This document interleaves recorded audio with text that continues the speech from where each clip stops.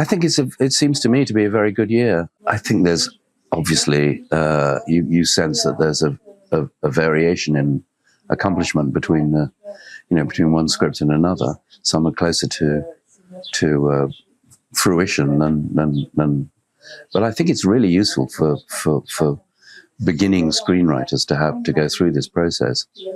And I first did something of the sort in the 80s at the Sundance Institute in the days when they used to invite writers from overseas. Now they just have Americans, but then they used to invite screenwriters from around the world.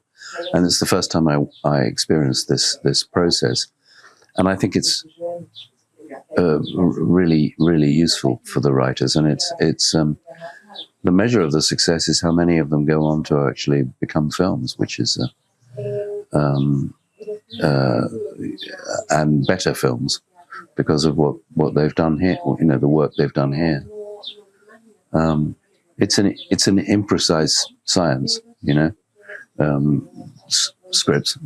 One man likes a script, another man thinks it's terrible. So even with established writers, but so there's a huge divergence of opinion. But that's a useful thing too. I mean, it can be confusing for a writer to be told one thing by one consultant and a different thing by another consultant. But even that's a positive, really, because then you have to think yourself, who is right, what advice is correct. And I think it's an entirely beneficial process. I like talking to the writers and listening to what their perceptions are of what's going on and what they've, I always ask them what they've learned from this week here and what changes in their minds have taken place, because that's what people are here for. It's, I also try to explain to people that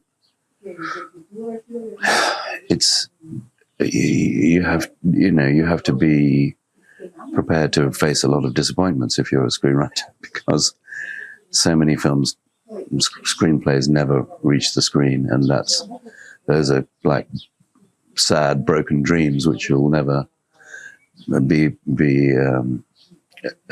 achieved. But